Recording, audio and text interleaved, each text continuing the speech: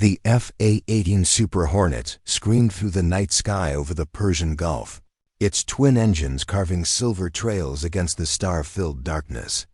Inside the cockpit, Lieutenant Commander Robert Martinez gripped the controls with steady hands. His callsign Viper painted just below the canopy rail. The radio crackled with urgent coordinates as enemy aircraft appeared on his radar scope like digital ghosts in the blackness. "Viper, you have multiple bogeys closing fast on your 6, came the voice of his squadron leader through the static. "We're 20 minutes out. Can you hold them off?" Bob's fingers danced across the weapon systems console, selecting an AIM-120 missile as the first enemy fighter locked onto his aircraft. The heads-up display painted targeting information across his visor in glowing green lines. Behind him, somewhere in the darkness, a cargo ship filled with American civilians was racing toward international waters, completely defenseless. "Negative. Control, not just holding them off," Bob replied, his voice calm despite the 4 enemy aircraft converging on his position. "I'm taking them out." What happened next would become the stuff of legend in Navy aviation circles. One pilot, one aircraft, against impossible odds. But that was 15 years ago, and tonight Robert Martinez was pushing a mop bucket across the polished marble floor of the Brookfield Corporate Center in downtown Phoenix, completely invisible to the executive hurrying past him toward the elevators. Before we jump back in, tell us where you're tuning in from, and if this story touches you, make sure you're subscribed, because tomorrow, I've saved something extra special for you. The fluorescent lights of the 37th floor cast harsh shadows across the empty hallways as Bob Martinez squeezed dirty water from his mop for the 100th time that night. His janitorial uniform, a faded blue with Brookfield maintenance embroidered across the chest, hung loose on his still muscular frame. At 52, he maintained the same physical discipline that had kept him alive through 3 combat deployments, though no one who worked in this building would ever guess it. "Just the janitor," he heard Patricia Williams mutter to her assistant as they passed him in the corridor. The building manager barely acknowledged his existence, treating him like part of the furniture that occasionally needed to be moved around. Bob had grown accustomed to the invisibility that came with his job. People looked through him, past him, around him, but never really at him. It was a strange kind of freedom, he discovered, being completely overlooked by the world. His phone buzzed against his hip, a text message from his daughter Jessica. "Dad, staying late at school for debate team practice. We're preparing for nationals. Don't wait up, love you." Bob smiled, the same expression that had once reassured squadron mates before dangerous missions. Jessica was everything to him now. The reason he'd taken this thankless job 8 years ago when his brother died in that car accident and left her in his care. She'd been 8 then, confused and grieving. Now she was 16, brilliant, and headed for a full scholarship to Arizona State University. He'd never told her about his military service, never mentioned the Distinguished Flying Cross gathering dust in his bedroom drawer, never spoke of the nights when he'd flown into hostile territory to protect American lives. As far as Jessica knew, her Uncle Bob had always been a janitor, a simple man who worked nights to pay for her education and keep food on their table. It was better that way, he decided. The past was the past, and he'd chosen a quiet life over the ghosts that haunted too many of his former squadron mates. The elevator chimed softly as someone arrived on the 37th floor. Bob glanced up from his mopping to see Mike Thompson, the night security guard, approaching with 2 cups of coffee. Mike was one of the few people in the building who treated Bob like a human being, often stopping by for conversations during the long midnight hours. "Evening, Bob," Mike said, offering one of the cups. "Quiet night so far. How's Jessica doing with her debate team?" Bob accepted the coffee gratefully, the warmth spreading through his hands. "She's something else, Mike. Arguing cases like. She's already a lawyer. Sometimes I can't believe she's my brother's daughter." "Smart kid gets it from smart family," Mike replied, settling into one of the chairs outside the Meridian Defense Systems office. "Speaking of which, you see all the activity around here lately? Lots of government types coming and going from the Meridian offices. Men in suits who don't look like they're here to discuss quarterly reports." Bob had noticed the increased security presence over the past few weeks. Meridian Defense Systems occupied floors 35 through 38 of the building, developing classified technology for the Department of Defense. As the night janitor, he had access to areas that most people never saw, and he'd observed things that would have raised red flags during his military service. Men speaking in languages that weren't English, meetings held at strange hours, and security cameras that had been mysteriously repositioned to cover different angles. "Government contractors," Bob said diplomatically. "Probably just working on some new project for the Pentagon." Mike nodded, but his expression suggested he wasn't entirely convinced. "Maybe, but I've been doing security work for 20 years. And something feels off about this whole situation. Yesterday, I found 3 guys in the parking garage who claimed they were lost. But they were wearing earpieces and had that military bearing you can't fake. When I asked to see their building passes, they suddenly remembered where they were supposed to be." Bob's combat instincts, dormant for years, began to stir. During his flying career, he'd learned to trust the subtle warnings that preceded trouble. The feeling that something was about to go wrong, the way shadows seemed to move differently, the sound of voices that carried just a hint of tension. He'd dismissed these sensations as paranoia when he'd first started working at Brookfield, but now they were returning with uncomfortable clarity. "Mike, when you say they had military bearing, what exactly do you mean?" The security guard leaned forward, lowering his voice. "You know how some guys carry themselves, like they're always ready for a fight? These weren't American military, though. Something about their posture, their equipment, even the way they moved, reminded me of some Eastern European contractors I worked with overseas." Bob's pulse quickened.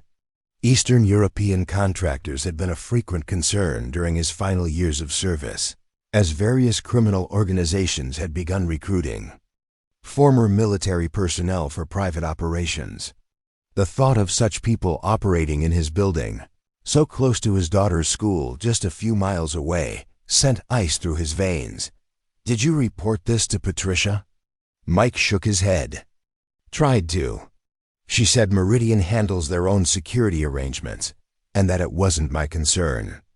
Told me to focus on my own job and stop asking questions about things above my pay grade." Bob finished his coffee and stood, his mind already shifting into a different mode of thinking. "Mike, I need to ask you something, and I need you to trust me. How well do you know the building's security systems?" "Pretty well. I've got master codes for most areas, access to the camera feeds, emergency protocols. Why? If something were to happen tonight, something dangerous, would you be able to lock down specific floors or reroute the elevators?" Mike's eyes narrowed. "Bob, what aren't you telling me? Do you know something about what's been going on around here?" Bob looked at his friend, weighing his words carefully. For 8 years, he'd maintained the fiction that he was just a simple janitor, but Mike deserved better than lies if danger was truly approaching. "Let's just say I have experience with situations that most people never encounter. And right now every instinct I have is telling me that something very bad is about to happen in this building." Before Mike could respond, the elevator chimed again.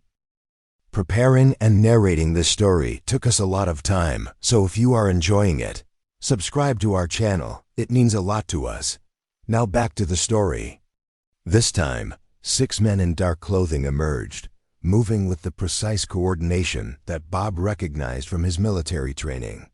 They weren't wearing Meridian Defense Systems badges, and they carried themselves like soldiers entering hostile territory. The lead man spoke quietly into a radio in a language that Bob identified as Russian. "Mike," Bob whispered, "we need to move, now." The security guards started to protest, but Bob's tone carried an authority that hadn't been there moments before. This wasn't the voice of a janitor asking for help. This was the voice of a combat veteran who understood exactly how dangerous their situation had become. They moved quickly down the hall, Bob's mind racing through contingency plans that he'd thought he'd never need again. As they reached the emergency stairwell, Bob's phone buzzed with another text message from Jessica. This time, the message made his blood freeze. "Dad, something weird is happening at school. Men in dark clothes just came into the building saying they're from the FBI. They're asking questions about you. The debate team is being held in the library until they can verify some information. I'm scared." Bob stared at the message, his worst fears crystallizing into terrifying reality. These weren't random criminals or foreign agents conducting some abstract operation.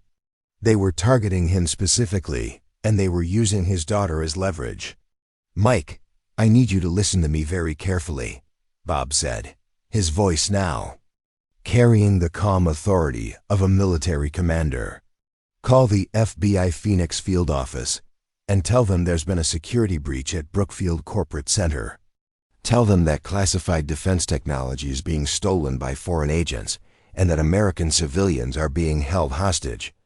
"Bob, who the hell are you?" "Someone who should have stayed retired," Bob replied, already moving toward the maintenance closet where he kept his emergency supplies. "But more importantly, I'm Jessica's father, and I'm not going to let anyone hurt her." Inside the maintenance closet, Bob pushed aside mops and cleaning supplies to reveal a small metal box hidden behind the utility sink. The box contained items that most janitors would never need: night vision goggles, tactical radio, emergency medical supplies, and a Glock 19 with 3 full magazines. He'd hoped never to open this box again, but hope was a luxury he could no longer afford. "Jesus Christ," Mike whispered, watching Bob transform from invisible janitor into something altogether more dangerous. "You're not just a maintenance worker, are you?" "For the past 8 years, I've been Robert Martinez, night janitor at Brookfield Corporate Center," Bob replied, checking his weapon with practiced efficiency. "But before that, I was Lieutenant Commander Robert Martinez, United States Navy, callsign Viper. I flew FA-18 Super Hornets in 3 combat deployments, and I was very good at my job." The transformation was remarkable. Mike watched as Bob's entire demeanor shifted from the humble, invisible janitor to someone who moved with lethal precision. His voice carried new authority, his eyes scanned the environment with tactical awareness, and his hands moved with the confident familiarity of someone who had handled weapons in life-or-death situations. "The men who came up here aren't just thieves," Bob continued, strapping on tactical gear that had been stored in the bottom of the box. "They're part of an international arms-dealing organization, and they're here to steal classified drone technology from Meridian Defense Systems. They're holding Jessica and her debate team to ensure my cooperation." Mike's radio crackled with urgent chatter from the building security desk. "All units, we have reports of unauthorized personnel on multiple floors. Building is going into lockdown mode. All elevators are being shut down, and police are en route." Bob smiled grimly. "Too late for standard security protocols. These people have been planning this operation for months. They know exactly how building security works, and they've prepared countermeasures for every conventional response. So what do? We use the one advantage they don't know about," Bob replied, pulling on body armor that had been modified to fit under his janitor's uniform. "They think they're dealing with a simple maintenance worker who will cooperate to save his daughter. They have no idea they're about to face someone who spent 18 years learning how to kill people who threaten American lives." The radio chatter intensified as reports came in from multiple floors. The foreign agents weren't just targeting the Meridian offices on the 37th floor. They had teams positioned throughout the building, controlling elevators, monitoring communications, and establishing defensive positions that would make any police assault extremely difficult. "Mike, I need you to get to the security office and coordinate with the FBI when they arrive," Bob said, his voice now carrying the calm authority of a combat veteran. "Tell them the building is being held by a minimum of 12 hostile agents. Probably more. They have American civilians as hostages, and they're attempting to steal classified military technology. What about you?" Bob looked toward the elevator shaft, calculating distances and tactical approaches. "I'm going to do what I should have done the moment I realized my daughter was in danger. I'm going to remind these people why they should never threaten American families. Bob, you can't take on a dozen armed men by yourself.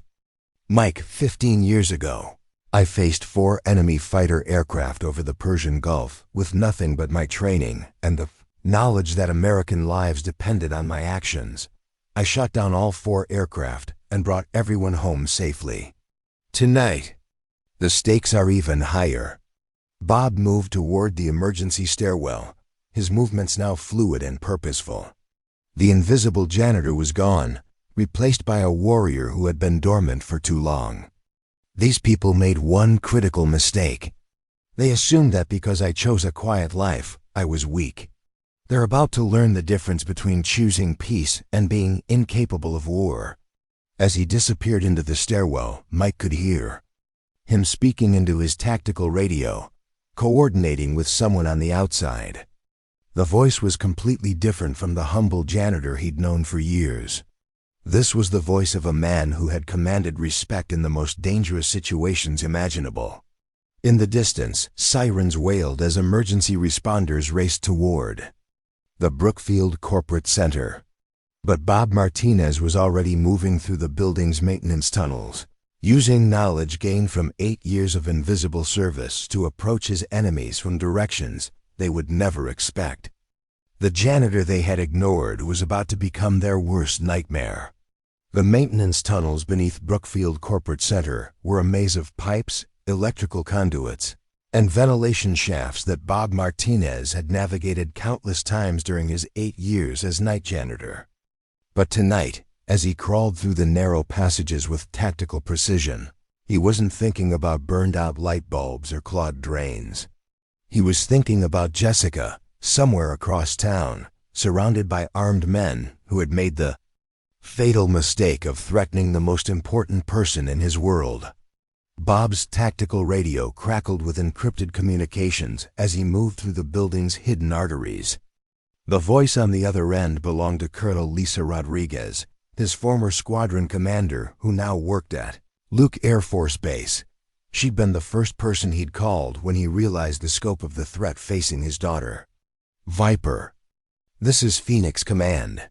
We've got eyes on Roosevelt High School through satellite imagery, confirming at least 6 hostiles on the premises, with your daughter and approximately 12 other students being held in the main library. Local FBI is establishing a perimeter, but they're being cautious due to the civilian presence." Bob paused at a junction in the tunnel system, checking his watch. It was 12:47 a.m., and the operation had been in motion for exactly 1 hour. In his experience, hostage situations became exponentially more dangerous after the 2-hour mark. When adrenaline gave way to desperation and trigger fingers became increasingly unstable. "Phoenix Command, what's the status on the Meridian facility? Are we dealing with a coordinated operation or 2 separate threats?" "Negative, Viper. Intelligence indicates this is a single operation with multiple objectives. The Crimson Syndicate has been planning this for months. They're using your daughter as leverage to ensure your cooperation in bypassing Meridian security systems. They need someone with legitimate building access to help them steal Project Nighthawk." Bob's blood ran cold. Project Nighthawk was the classified autonomous drone program that Meridian Defense Systems had been developing for the past 3 years. The technology represented a quantum leap in unmanned aerial warfare, capable of conducting complex combat missions without human oversight. In the wrong hands, it could destabilize military balance across the globe. Colonel, how do they know about my connection to military aviation? My service record was classified when I retired. That's where this gets complicated. Bob, the Crimson Syndicate has been systematically identifying former military personnel working in civilian positions near defense contractors. They've been building dossiers on potential assets for over 2 years. Your combination of combat experience and building access made you a prime target. Bob reached the tunnel access point that led to the 35th floor, where Meridian's lower-level offices were located. Through the ventilation grate, he could see armed men positioning themselves in the corridors, their movements coordinated and professional. These weren't amateurs or opportunistic criminals. They were military-trained operatives executing a carefully planned assault. Phoenix Command, I'm observing at least 8 hostiles on the 35th floor.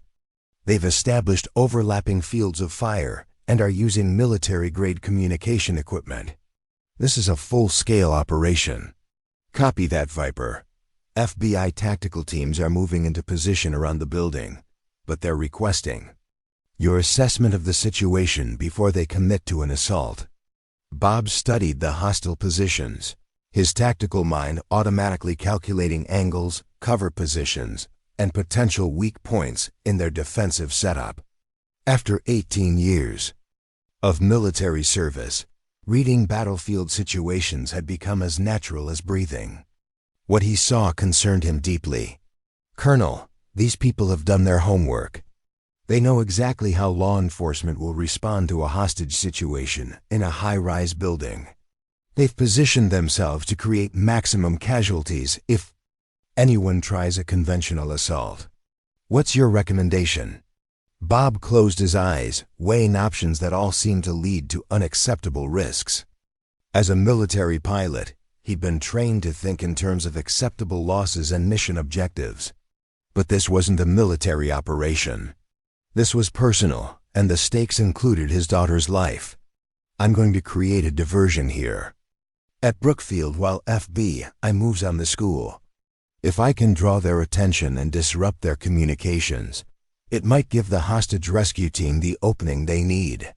Viper, you're talking about a one-man assault on a fortified position. Even with your training, the odds are astronomical. Colonel, with respect, I've beaten astronomical odds before. And this time, I'm not fighting for strategic objectives or political goals. I'm fighting for my daughter. Bob disconnected the radio and began his final approach to the 35th floor. The access grate led to a utility closet that was normally locked, but his master key allowed him entry. As he slowly opened the door, he could hear voices speaking in accented English just outside in the corridor. Team leader, this is positions 3 and 4. We have visual on the janitors. Normal route. No sign of target yet, but he should be here within the next 30 minutes based on his usual schedule. Acknowledged. Remember, we need him alive and cooperative until we access the Nighthawk files. After that, he becomes expendable. Bob felt a familiar calm settle over him, the same mental state that had carried him through countless combat. Missions. Fear was a luxury he couldn't afford, and anger was a distraction that could get people killed. There was only the mission, the objective, and the tactical steps required to achieve success. He opened the utility closet door just wide enough to observe the corridor. 2 armed men were positioned at the elevator banks, while a third was monitoring the emergency stairwell. Their positioning was textbook military doctrine, designed to control all access points to the floor. Unfortunately for them, they hadn't accounted for someone who knew every hidden passage in the building.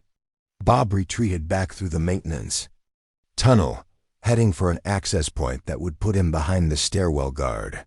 The route took him through the building's main air conditioning system, where massive fans created enough noise to mask his movement. As he crawled through the ductwork, he could hear radio chatter from the hostile forces. Control, this is floor 35. We've secured the perimeter and are ready to begin accessing the Nighthawk files. Where's our inside man? Floor 35. Maintain position. Target is en route to your location. Remember, we need his cooperation, not his corpse. Bob reached the ductwork above the stairwell and carefully removed a ceiling tile. The guard below was positioned exactly where tactical doctrine dictated, with clear sight lines down the stairwell and radio contact with his teammates. He was professional, alert, and completely unprepared for an attack from directly above. Bob dropped silently behind the guard, his military training taking over with automatic precision. The man was unconscious before he could trigger his radio, and Bob was already moving toward the next target. He had perhaps 2 minutes before the guard's silence would be noticed by his teammates. Moving through the corridors with the same stealth that had made him invisible as a janitor, Bob approached the elevator position from an unexpected angle. The 2 guards were focused on the elevator doors and the main corridor, creating a blind spot that Bob exploited with professional efficiency. The first guard went down silently, but the second managed to key his radio before Bob could reach him. "Control, we have a problem on floor 35. Someone just took out position 2. Bob grabbed the radio from the unconscious guard and keyed the transmission. "Control, this is floor 35. False alarm. Position 2 slipped and knocked himself out. We're secure here." There was a pause before the response came. "Floor 35, identify yourself properly. What's your unit designation?"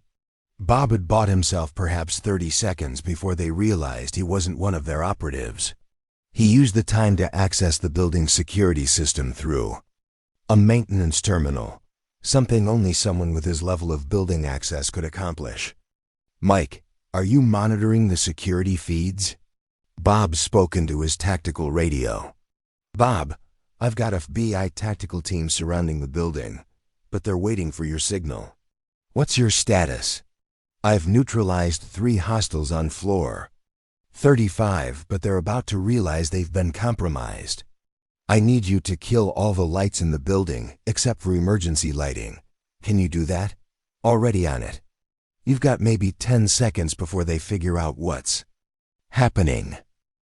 Bob moved to the central corridor as the building's lighting system shut down, plunging the floors into semi-darkness. Emergency lighting cast eerie shadows across the walls, creating perfect conditions for someone who had trained extensively in low-light combat operations. The hostile forces immediately began coordinating their response, but their radio chatter revealed confusion and concern. They had expected to be dealing with a cooperative janitor, not someone who was systematically dismantling their operation. "All units, we have hostile contact on floor 35. Unknown number of combatants, but they have building access and tactical knowledge. Shift to defensive positions immediately." Bob smiled grimly as he moved through the darkened building. They still thought they were dealing with multiple opponents, which meant they were spreading their forces thin to cover more potential threats. It was exactly the kind of tactical error that could turn a superior force into a liability. His radio crackled with an update from Colonel Rodriguez. "Viper, FBI is moving on the school. They're using your diversion to mask their approach. Hold your position and wait for backup." "Negative, Phoenix Command. I'm moving to floor 37 to secure the Nighthawk files. These people can't be allowed to escape with that technology. Viper, you're outnumbered at least 3-1. Wait for tactical support." Bob was already moving toward the emergency stairwell, his night vision goggles giving him a significant advantage in the darkened building. "Colonel, I've been outnumbered before. And right now, my daughter is counting on me to end this threat before it can hurt anyone else." As he climbed toward the 37th floor, Bob could hear the sound of helicopters approaching the building. FBI tactical teams were finally moving into position, but they would need time to establish their assault plans and coordinate with building security. Time that Bob wasn't sure they had.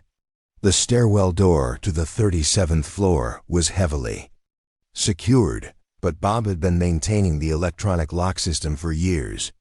He knew exactly how to bypass the security measures without triggering alarms. As the door opened silently, he found himself facing the heart of the Meridian Defense Systems operation. The corridor was lined with research laboratories and secure computer terminals, all containing various aspects of Project Nighthawk. But Bob's attention was focused on the armed men who were systematically accessing classified files and downloading terabytes of data onto portable drives.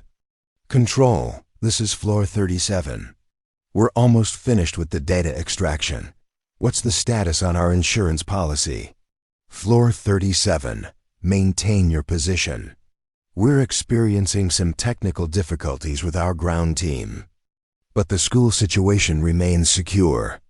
Bob realized that the hostile forces were still unaware that their operation was being systematically dismantled.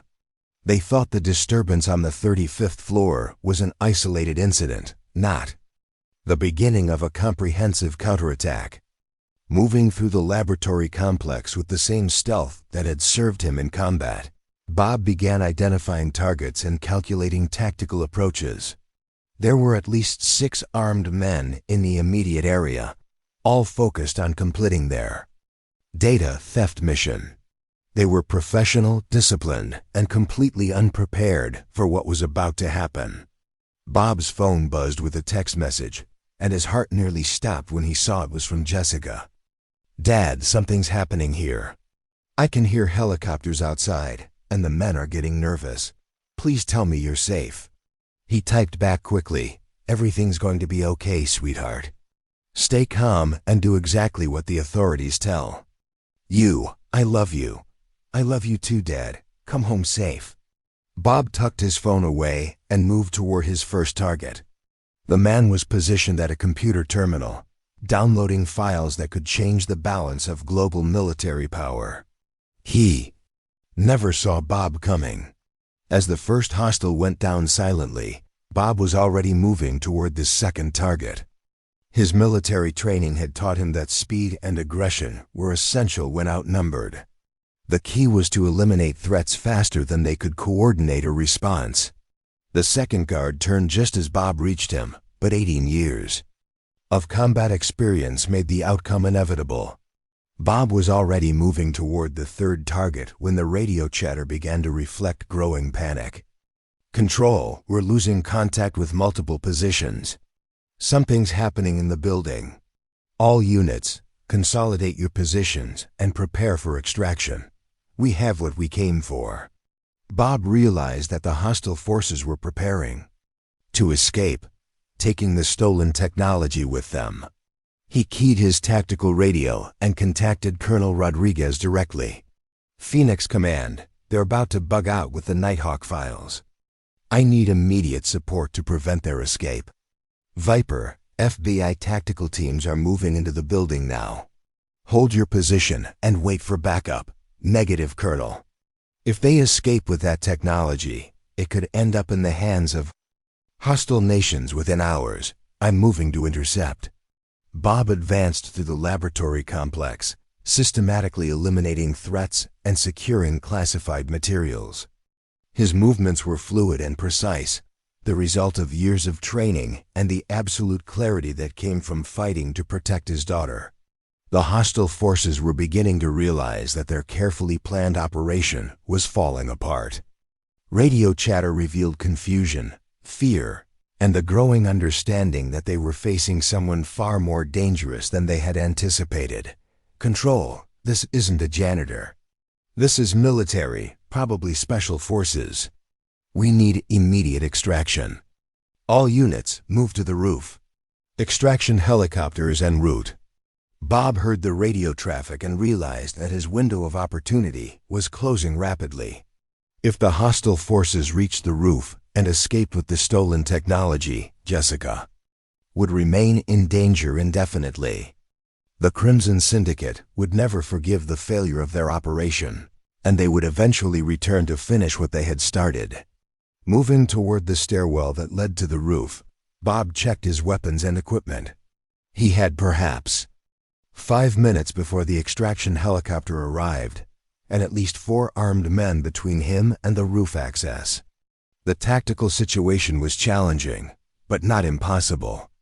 As he began climbing toward the roof, Bob's tactical radio crackled with the voice of Colonel Rodriguez. "Viper, FBI has secured the school. Your daughter is safe." Relief flooded through Bob's system, followed immediately by a surge of determination. Jessica was safe, but the threat remained. The men who had terrorized his daughter and stolen classified American technology were still attempting to escape. That was unacceptable. Phoenix Command confirmed Jessica's status. "Confirmed, Viper. She's safe and asking for her father. FBI wants to debrief you as soon as this situation is resolved." Bob reached the roof access door and paused, listening to the sound of an approaching helicopter. The extraction was minutes away, and the hostile forces were probably already on the roof, preparing to disappear into the night with technology that could threaten American lives for years to come. "Colonel, I'm going to need you to contact air traffic control and declare a no-fly zone over downtown Phoenix. These people are not leaving with American military secrets." "Viper, what are you planning?" Bob thought of Jessica, safe now but forever changed by this experience. He thought of the other families who might face similar threats if the Crimson Syndicate was allowed to succeed. He thought of the oath he had taken 18 years ago to protect and defend the United States against all enemies, foreign and domestic. "I'm planning to remind these people why they should never threaten American families," Bob replied, pushing open the roof access door. "And I'm planning to finish what they started." The rooftop of Brookfield Corporate Center stretched before him, illuminated by the approaching helicopter's searchlight. 4 armed men were positioned around the landing area, their weapons trained on the roof access door. They were expecting him, but they were not expecting what he was capable of. Bob Martinez, the invisible janitor, had been underestimated for the last time. Part 3. The Tactical Approach. The Phoenix skyline glittered in the distance as Bob emerged onto the rooftop of Brookfield Corporate Center, the desert wind whipping across the 40-story building with enough force to make the helicopter's approach treacherous. The aircraft hovering above was a modified Black Hawk, unmarked and equipped with military-grade defensive systems that suggested the Crimson Syndicate had resources far beyond typical criminal organizations. Bob pressed himself against the roof access structure, using the concrete housing to shield himself from the spotlight sweeping across the rooftop. The 4 armed men positioned around the landing zone were professionals, their movements coordinated, and their weapons held with the confidence of experienced soldiers. But Bob had spent 18 years studying how soldiers thought, how they moved, and most importantly, how they died. "Extraction team, this is ground leader," one of the men spoke into his radio, his voice carrying a distinct Eastern European accent. "Landing zone is secure. We have the package and are ready for immediate departure." The helicopter began its descent, its rotor wash creating a hurricane of dust and debris across the rooftop. Bob used the chaos to move to a better position, circling around the landing zone to approach from the helicopter's blind spot. His night vision goggles cut through the swirling dust, giving him clear sight lines to each of the hostile positions. Bob's tactical radio crackled with an update from Colonel Rodriguez. "Viper, we've got F-16 scrambling from Luke Air Force Base. If that helicopter tries to leave Phoenix airspace, it's going to have company. Phoenix Command, negative on the air intercept. Too much risk of civilian casualties if they go down. Over the city. I'm ending this here." Bob had already identified his primary target, the man carrying the portable hard drive containing the Nighthawk files. The device was roughly the size of a laptop computer, secured in a reinforced case that was currently strapped to the operative's back. Eliminating the other 3 men would be meaningless if the primary target escaped with the stolen technology. The helicopter touched down with practiced precision, its side door sliding open to reveal additional armed personnel inside the aircraft. Bob counted at least 6 more hostiles in the passenger compartment, bringing the total opposition to 10 armed men in a confined space with limited cover. The tactical situation was virtually impossible by conventional standards. But Bob Martinez had never been conventional. Moving with the fluid grace of a predator, Bob approached the landing zone from the helicopter's tail section, where the rotor wash and engine noise would mask his movement. The 4 ground operatives were focused on the aircraft, preparing to board with their stolen intelligence. None of them noticed the figure emerging from the shadows behind them. Bob's first target was the furthest from the helicopter, a man positioned to provide overwatch during the loading process. The operative went down silently, his weapon secured before he could trigger an alarm. Bob was already moving toward his second target when the helicopter's crew chief noticed something amiss. "Ground team, we have movement on the rooftop. Someone's out there." The remaining 3 operatives immediately shifted to defensive positions, their weapons sweeping the rooftop for threats. But Bob had already anticipated their response, using his knowledge of tactical doctrine to position himself in the one location they wouldn't expect, directly under the helicopter's fuselage. "Control, this is extraction team. We have hostile contact on the rooftop. Unknown number of combatants, but they've taken out position 4. Bob keyed his captured radio and responded in the accented English he'd heard from the other operatives. "Extraction team, this is position 4. False alarm. Tripped over some equipment, but I'm secure." The brief confusion bought him the seconds he needed to move into position behind the operative, carrying the Nighthawk files. Bob's approach was silent and efficient, the result of countless hours of training in close-quarters combat. The man never had a chance to call for help. As the second operative went down, Bob secured the hard drive and immediately began moving toward the edge of the rooftop. His tactical radio crackled with frantic communications from the remaining hostiles. "Ground leader is down. Repeat, ground leader is down. We have hostile contact. Unknown number of combatants." The helicopter's crew chief was shouting orders to the remaining operatives, trying to coordinate their response while maintaining the aircraft's position. But the pilot was becoming increasingly nervous about the tactical situation, and Bob could see the aircraft beginning to lift off despite the fact that not all personnel were aboard. "Extraction team, we need immediate departure. This operation is compromised." Bob realized that the helicopter was about to escape, potentially carrying additional intelligence or serving as a platform for future operations against his family. That was unacceptable.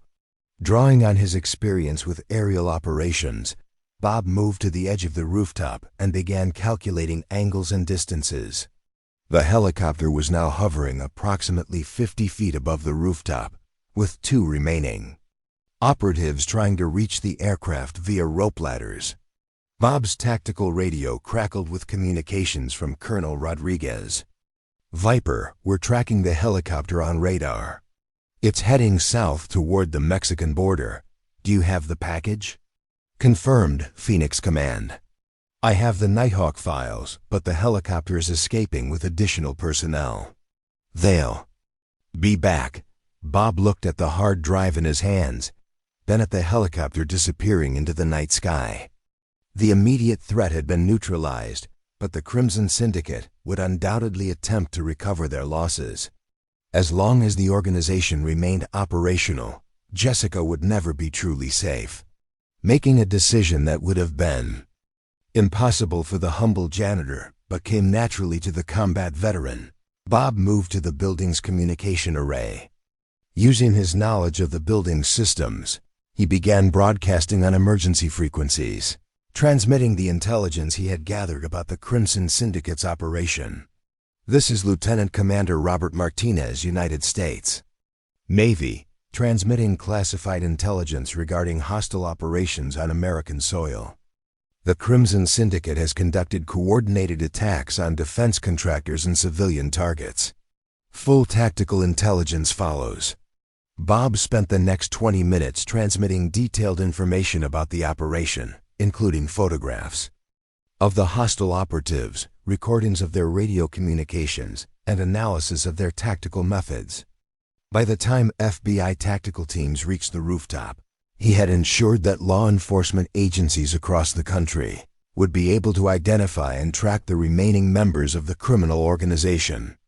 "Mr. Martinez, I'm Special Agent Sarah Chun with the FBI.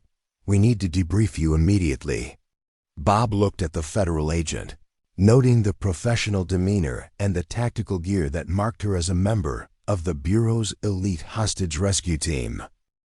"Agent Chun, I assume you've secured the students at Roosevelt High School." "Confirmed, sir. All hostages are safe, including your daughter. She's been asking for you."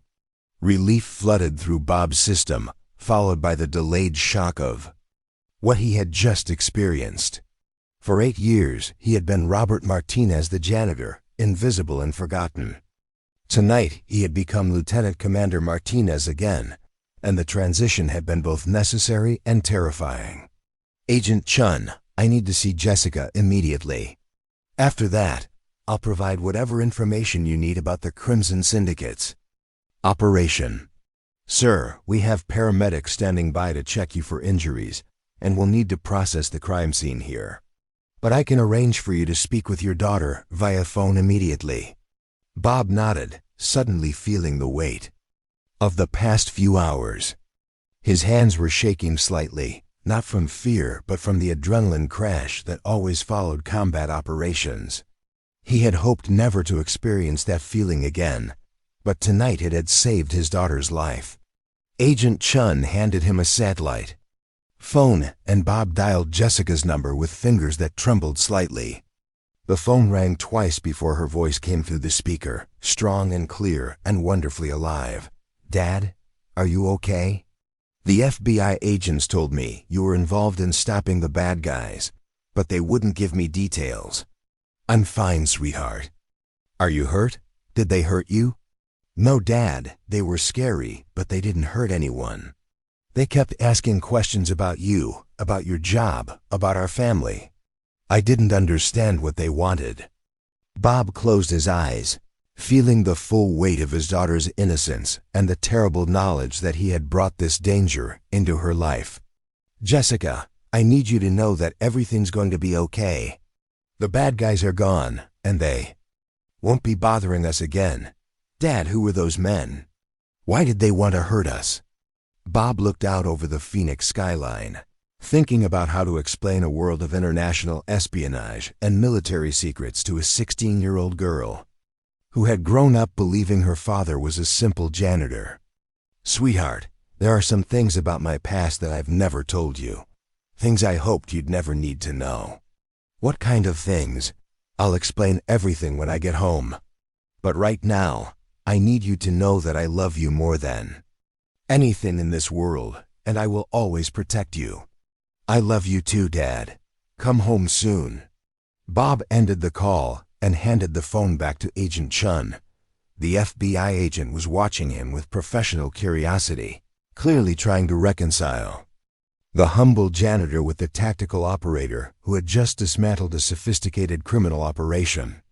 "Mr. Martinez, preliminary reports suggest you single-handedly neutralized at least 7 hostile operatives and prevented the theft of classified military technology.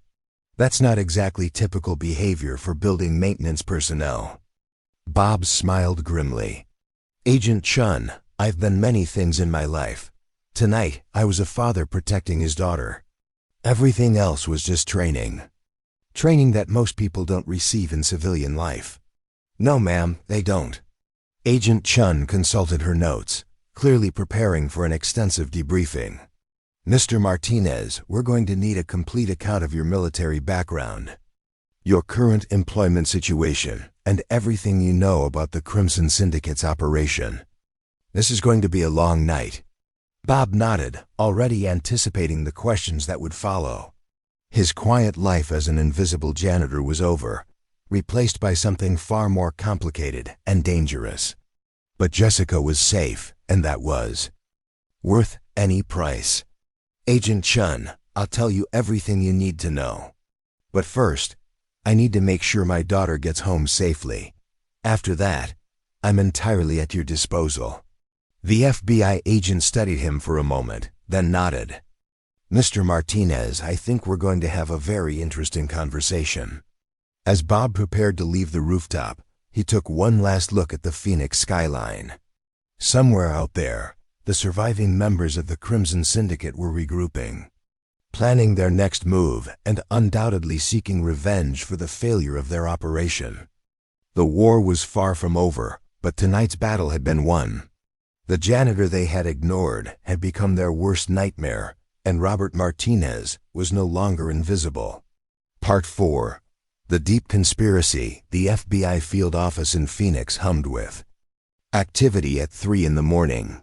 Agents and analysts working frantically to process the intelligence that Bob had provided during his initial debriefing.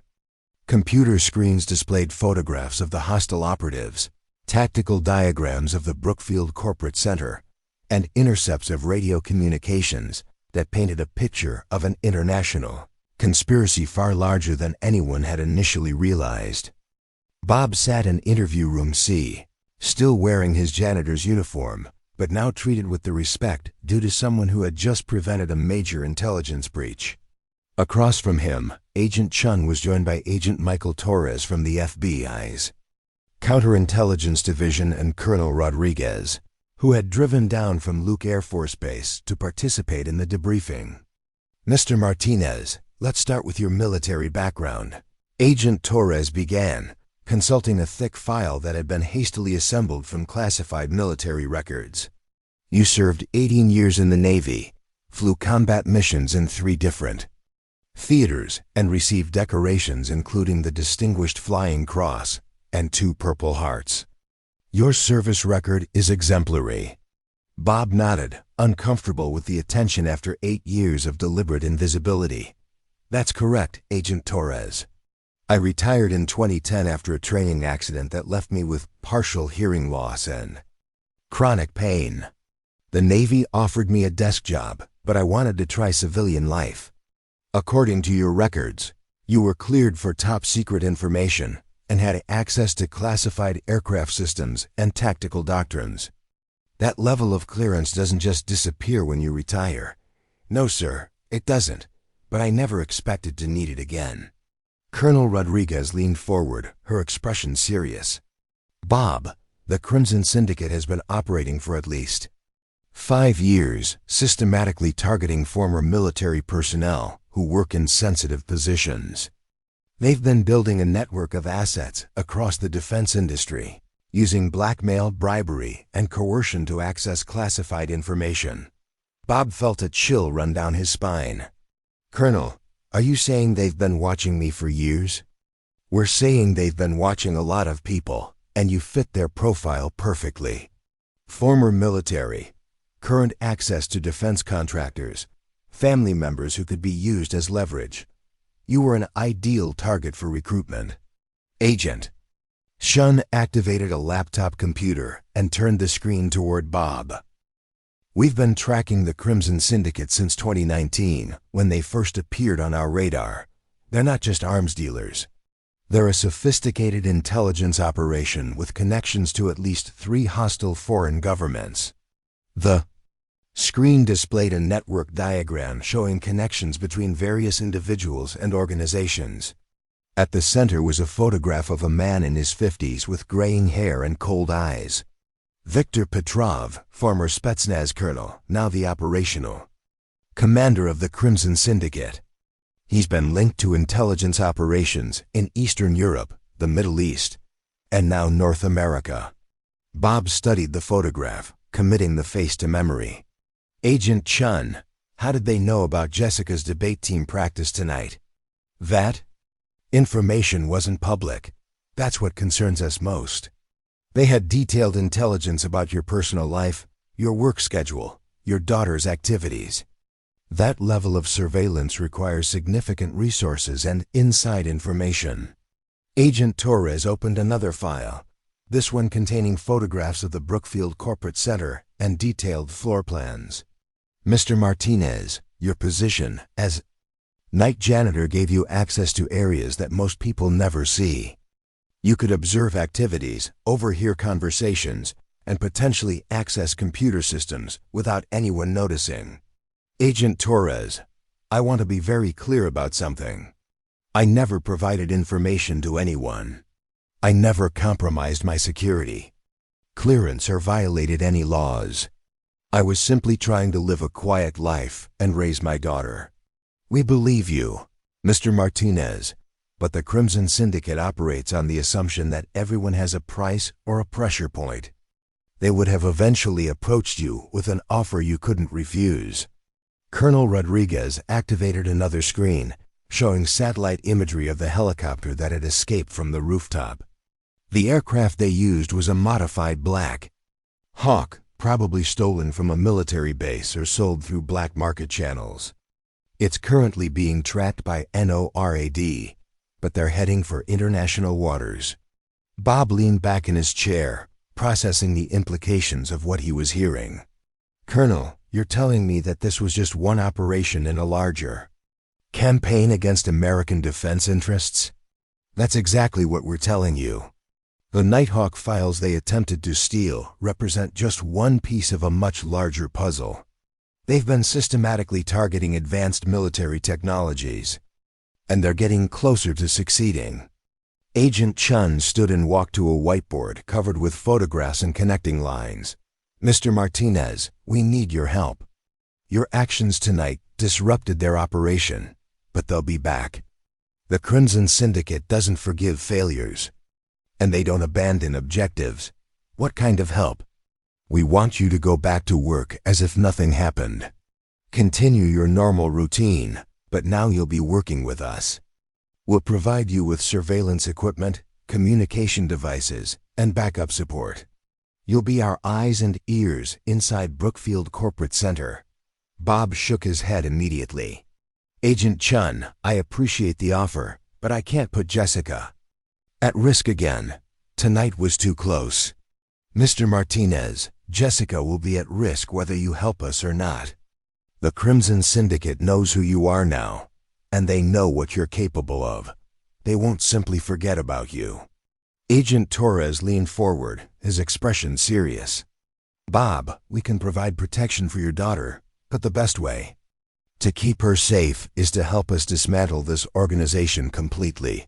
Half measures won't work against people like this.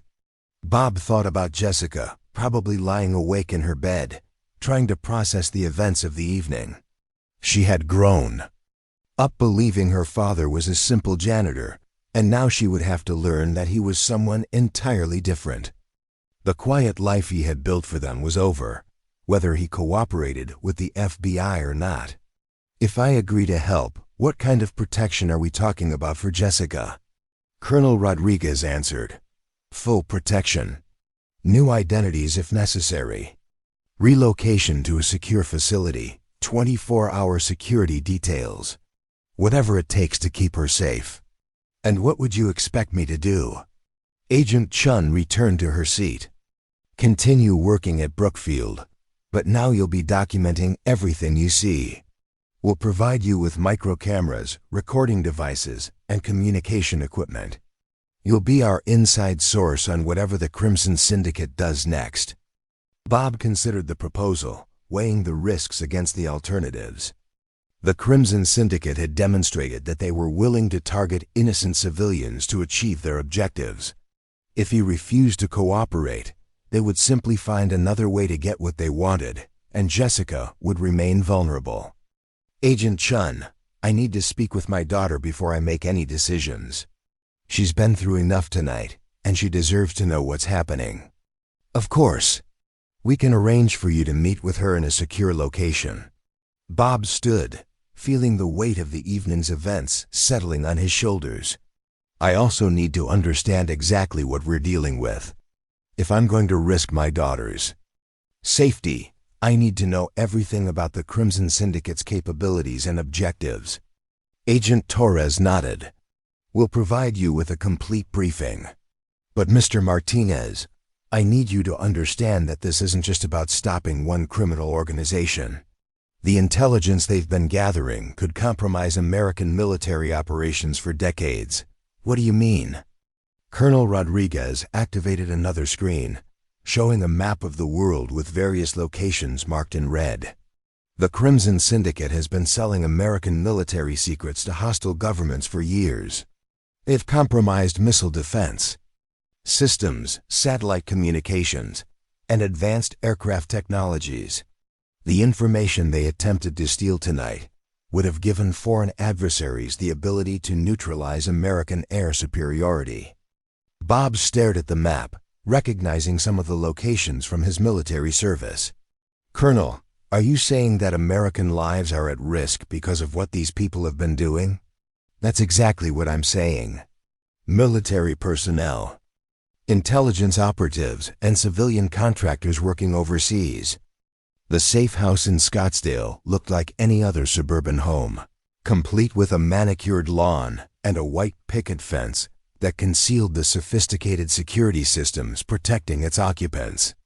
Bob Martinez sat across from his daughter Jessica. In the modest living room, both of them still processing the events that had shattered their quiet world just hours before. The morning sun streamed through bulletproof windows, casting long shadows across furniture that had been carefully arranged to provide maximum security and minimum comfort. Jessica looked older than her 16 years, her debate team training evident in the way she organized her thoughts before speaking. "Dad, I need you to tell me the truth about who you really are.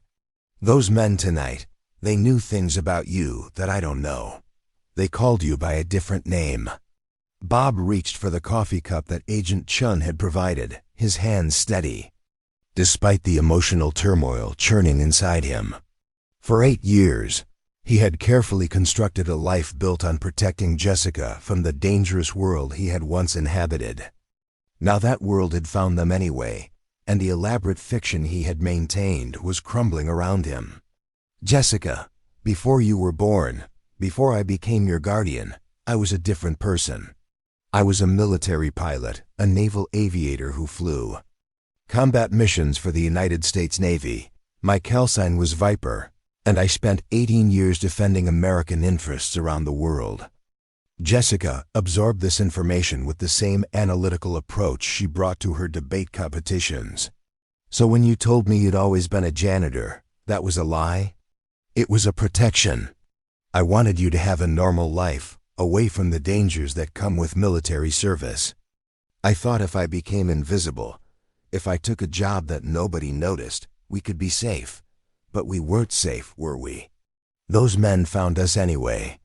Bob set down his coffee cup and looked directly into his daughter's eyes, seeing the intelligence and strength that reminded him so much of his late brother. "No, sweetheart, we weren't safe. And I'm afraid that as long as these people exist, we may never be truly safe again." Jessica stood and walked to the window, gazing out at the suburban street that concealed federal agents and surveillance equipment. "Dad, why did they want to hurt us? What did we do to them?" "We didn't do anything, Jessica. But I have skills and knowledge that they want to use for criminal purposes. They thought they could force me to cooperate by threatening you. And would you have cooperated if they had continued to hold me hostage?" Bob felt the weight of that question, knowing that his answer would define their relationship for years to come. "I would have done anything to protect you, including cooperating with criminals. But I also would have found a way to stop them eventually." Jessica turned from the window, her expression serious beyond her years. "Dad, the FBI agents want you to help them catch these people, don't they?" "Yes, they do. But I won't make that decision without talking to you first. You're the most important person in my life, and anything I do will affect you directly. What would happen if you said no?" Bob considered the question carefully, knowing that Jessica deserved complete honesty. The Crimson Syndicate would continue to operate, stealing American military secrets and selling them to hostile governments. They would probably target other families like ours, and they would definitely continue to see us as a threat that needs to be eliminated. "And if you said yes?" "Then I would be working undercover for the FBI, pretending to be a janitor while actually gathering intelligence about criminal activities. It would be dangerous, and it would mean that our lives would never be normal again." Jessica sat back, down across from her father, her posture reflecting the poise she had developed through years of competitive debate. "Dad, can I ask you something about your military service?" "Of course. Were you good at it?"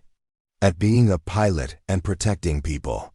Bob smiled sadly, remembering missions that had required him to make life-or-death decisions with seconds to spare. "I was very good at it, Jessica. It was what I was trained to do, and it was what I believed in." "Then why did you stop?" "Because I got hurt, and because I wanted to focus on raising you. I thought I could leave that world behind and become someone different." Jessica leaned forward, her voice carrying the same intensity she brought to her most important debates. "Dad, if you're really good at stopping bad people, and if these bad people are hurting innocent families, then shouldn't you help stop them?" Bob felt a surge of pride in his daughter's moral clarity, even as he worried about the implications of what she was suggesting. "Jessica, if I helped the FBI, it would mean that our lives would become much more complicated. We might have to move, change our names, live under constant protection." "Dad, would it help other families who are in danger?" "Yes, it would." "Then I think you should do it." Bob stared at his daughter, amazed by her courage and maturity. "Jessica, you're 16 years old. You shouldn't have to make decisions like this." "Dad, I'm 16 years old, but I'm not stupid. I understand what's at stake here. If you have the ability to protect innocent people, then you have the responsibility to do it." Bob reached across the table and took his daughter's hand. "Sweetheart, I need you to understand that this decision could put both of us in danger for a very long time. The Crimson Syndicate doesn't forgive or forget. Dad, we're already in danger. At least this way, we'd be doing something about it, instead of just hiding and hoping they leave us alone." Bob squeezed Jessica's hand, feeling the strength and determination that had carried her through academic challenges and personal losses. "Are you absolutely sure about this? Because once I agree to help the FBI, there's no going back." "I'm sure, Dad, but I have one condition." "What's that?" "I want to know everything. No more lies, no more protection from the truth. If we're going to be in danger, I want to understand why." Bob nodded, recognizing that Jessica had earned the right to full disclosure. "Agreed, but Jessica, I need you to promise me something in return." "What?" "Promise me that you'll follow security protocols exactly as the FBI explains them. No improvisation, no taking risks to prove how brave you are. The people we're dealing with are professionals who won't hesitate to kill anyone who gets in their way." Jessica straightened in her chair, her expression deadly serious. "I promise, Dad, but only if you promise to come home safely. I promise to do everything in my power to come home safely." Agent Chun entered the room, her timing suggesting that she had been monitoring their conversation. "Mr. Martinez, have you reached a decision?" Bob looked at his daughter one more time, seeing the determination in her eyes that reminded him of his own commitment to protecting innocent people. "Agent Chun, I'll help you stop the Crimson Syndicate. But I need guarantees about my daughter's safety." "You'll have them. We're prepared to provide comprehensive protection for Jessica, including relocation to a secure facility and enrollment in a school with appropriate security measures." Jessica spoke up. "Agent Chun, I don't want to be relocated. I want to stay in Phoenix and continue at Roosevelt High School." "Miss Martinez, that would be extremely dangerous. The Crimson Syndicate knows where you live, where you go to school, and what your normal routine looks like. Then change my routine, but don't change my life. I'm not going to let these people force me to abandon everything I've worked for." Agent Chun looked at Bob, who nodded his approval. "Agent Chun, Jessica has a point. If we're going to do this, we need to do it in a way that doesn't completely destroy our lives. Mr. Martinez, I understand your concerns, but we're dealing with an organization that has demonstrated the ability to conduct sophisticated surveillance operations. Keeping Jessica in her normal environment would require extensive security measures. then provide extensive security measures. But Agent Chun, I need you to understand something. Jessica is not just my daughter. She's my reason for everything I do. If you can't guarantee her safety while allowing her to continue her normal life, then we need to reconsider this entire arrangement.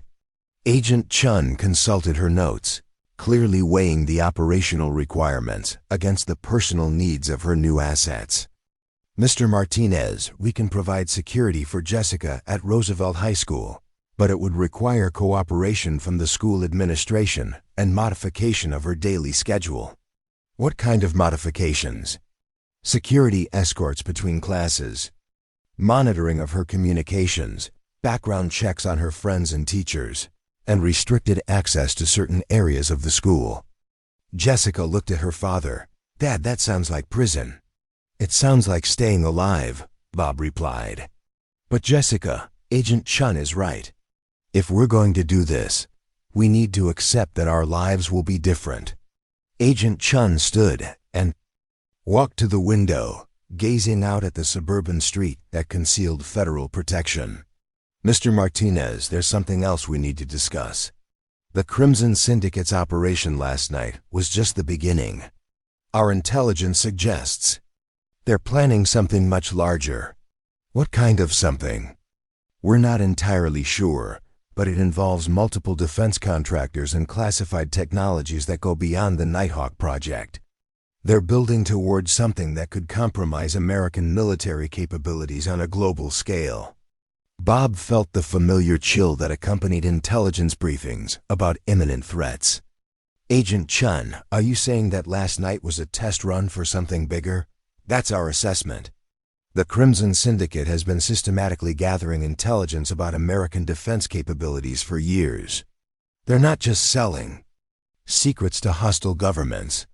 They're building a comprehensive picture of our military weaknesses. Jessica leaned forward, her debate team training evident in the way she processed complex information. Agent Chun, if they're planning something bigger, wouldn't it be better to stop them now rather than waiting for them to complete their preparations? Miss Martinez, that's exactly what we're hoping to accomplish with your father's help. But we need to understand their complete network before we can move against them effectively. Bob stood and walked to the window, looking out at the peaceful suburban street that concealed the dangerous world he was about to re-enter. Agent Chun, I need to know exactly what you're expecting me to do.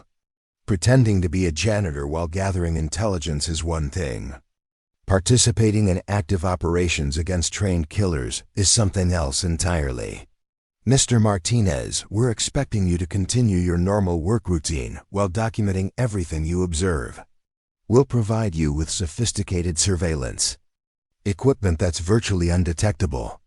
You'll be our eyes and ears inside Brookfield Corporate Center. And if the Crimson Syndicate attempts another operation, then you'll serve as our early warning system. You'll report suspicious activities to us, and we'll coordinate the appropriate response. Bob turned back to face Agent Chun. What? If they try to recruit me directly? If they approach me with offers or threats? Then you'll appear to cooperate while actually working with us to gather intelligence about their methods and objectives. It's a standard undercover operation, but with the added complication that they already know you're more than just a janitor. Jessica spoke up. Dad, won't they be suspicious if you just go back to work like nothing happened? That's a good question, sweetheart. Agent Chun, how do we explain my actions last night without compromising the undercover operation? Agent Chun consulted her notes again. We're going to use a cover story that portrays you as a desperate father who got lucky. You'll claim that you panicked when you learned about the hostage situation and that your military training kicked in automatically.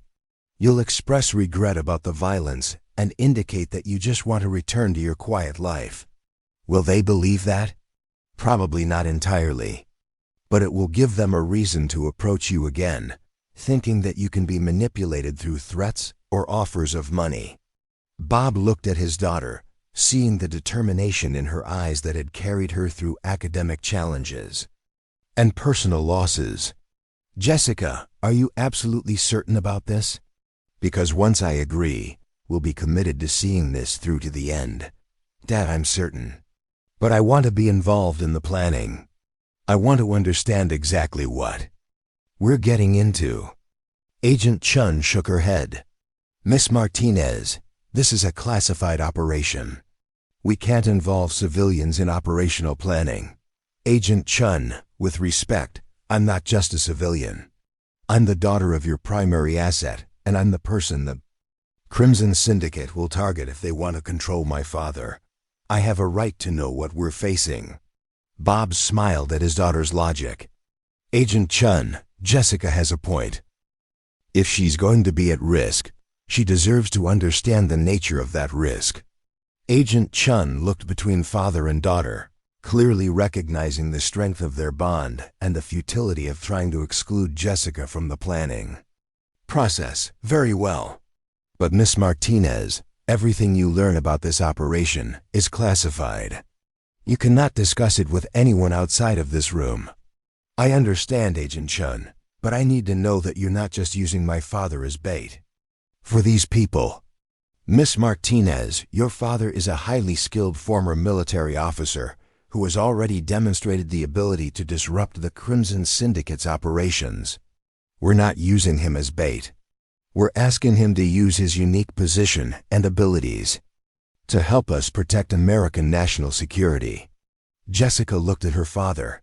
Dad, do you trust them? Bob considered the question carefully, thinking about the agents he had worked with during his military career and the complex motivations that drove people to risk their lives for abstract concepts like national security. I trust them to want the same thing we want, Jessica. I trust them to do everything in their power to protect you. But I also trust them to ask me to take risks that might not be in our personal best interest. Is that enough? It has to be, sweetheart. Because the alternative is to spend the rest of our lives looking over our shoulders, wondering when the Crimson Syndicate will decide to finish what they started. Agent Chun activated her laptop and turned the screen toward Bob and Jessica. Mr. Martinez, this is what we're really dealing with. The Crimson Syndicate has been linked to intelligence operations in Eastern Europe, the Middle East, and now North America. They're not just criminals. They're conducting warfare against American interests using methods that fall below the threshold of conventional military response. The screen displayed a network diagram showing connections between various individuals and organizations across multiple continents. At the center was Viktor Petrov, but surrounding him were dozens of other operatives, each with their own specializations and areas of responsibility. Agent Chun, how many people are we talking about? Conservative estimates suggest at least 200 active operatives worldwide, with support networks that could include thousands of additional personnel. They have the resources and organization of a small intelligence service. Bob studied the diagram, his military training automatically analyzing the structure and looking for potential vulnerabilities. Agent Chun, this isn't just about stopping a few criminals. This is about dismantling an entire intelligence network. That's correct, Mr. Martinez. And your position inside Brookfield Corporate Center gives us our best opportunity to understand how they operate and identify their key vulnerabilities. Jessica pointed to the screen. Agent Chun, if they're this large and this organized, how do we know that you can protect us from them? Miss Martinez, we can't provide absolute guarantees, but we can provide the best protection available. And we can work to eliminate the threat entirely rather than simply hiding from it. Bob looked at his daughter, seeing the same courage that had carried her through the loss of her father and the challenges of growing up with a guardian who couldn't tell her the truth about his past. Jessica, this is your last chance to change your mind. Are you absolutely certain that you want to do this? Dad, I'm certain, but I want to know one more thing. What's that? When this is over, when we've stopped these people, can we go back to being a normal family? Bob felt tears building in his eyes as he looked at his daughter, knowing that the answer to her question would determine whether their sacrifice had been worthwhile. Jessica, I don't know if we can ever go back to being normal. But I promise you that we'll build something better than normal. We'll build a life where you never have to be afraid, and where you can be proud of the choices we made. That's enough for me, Dad. Agent Chun closed her laptop and stood. Mr. Martinez, welcome to Operation Nightfall. We'll begin your operational briefing tomorrow morning. Bob looked out the window at the suburban street that concealed federal agents and surveillance equipment, knowing that his quiet life as an invisible janitor was over forever. But as he watched Jessica organize her thoughts with the same analytical precision she brought to her debate competitions, he realized that something better was about to begin. The Crimson Syndicate had made the mistake of threatening the most important person in his world. Now they were about to learn why Lieutenant Commander Robert Martinez had once been the most feared pilot in the United States Navy. Part 4. The Network Revealed. The FBI's Phoenix field office had been transformed into a war room overnight, with multiple screens displaying surveillance footage, intelligence reports, and tactical diagrams that painted a picture of an international conspiracy, far more sophisticated than anyone had initially realized. Bob Martinez stood before a wall-sized display showing the global network of the Crimson Syndicate, his trained eye automatically analyzing the organizational structure and identifying potential points of vulnerability. Agent Chun gestured toward the central figure in the network diagram. Viktor Petrov, age 54, former Spetsnaz colonel who disappeared from Russian military service in 2015. Intelligence suggests he was recruited by a consortium of arms dealers and foreign intelligence services to establish a network capable of penetrating American defense contractors. Bob studied Petrov's photograph, noting the cold intelligence in the man's eyes and the bearing that marked him as someone accustomed to command authority. Agent Chun, this level of organization requires significant financial backing. Who's funding the Crimson Syndicate? That's where it gets complicated. Mr. Martinez, our financial intelligence suggests multiple funding sources, including legitimate businesses, criminal enterprises, and what appears to be state-sponsored support from at least 3 different countries. Colonel Rodriguez, who had remained at the field office to coordinate with military intelligence, activated another screen showing financial transaction records. Bob, they're not just stealing military secrets. They're building a comprehensive intelligence service that rivals some national agencies. Bob felt the familiar chill that accompanied intelligence briefings about imminent threats. Colonel, are you saying that the Crimson Syndicate represents a direct threat to American national security? That's exactly what I'm saying. They've systematically infiltrated defense contractors, recruited former military personnel, and established networks that could compromise American military operations for decades. Agent Torres joined a briefing, carrying a stack of files. That represented months of investigation. Mr. Martinez, we've identified at least 17 defense contractors that have been penetrated by the Crimson Syndicate. They're not just stealing individual technologies. They're mapping our entire defense infrastructure. Bob walked to the display showing the network connections, his military training automatically analyzing the tactical implications. Agent Torres, if they have this level of penetration, why haven't they already achieved their objectives? Because they're not just interested in stealing secrets. They're building leverage for something much larger. The intelligence they've gathered gives them the ability to compromise American military operations, but they're waiting for the right moment to use that leverage. Agent Chun activated another screen showing intercepted communications. Mr. Martinez, these are transmissions we've intercepted over the past 6 months. They're coordinating activities across multiple continents, but they're all building towards something they're calling Operation Blackout. Bob studied the communications, recognizing the careful language and coded references that characterized military intelligence operations. Agent Chun. Operation Blackout sounds like they're planning to compromise American military communications or command structures. That's our assessment as well. But we need more intelligence to understand exactly what they're planning and when they intend to execute it. Colonel Rodriguez stood and walked to the tactical display. Bob, your position at Brookfield Corporate Center gives us our best opportunity to understand their methods and identify their next targets. But we need to be clear about what we're asking you to do. I'm listening, Colonel.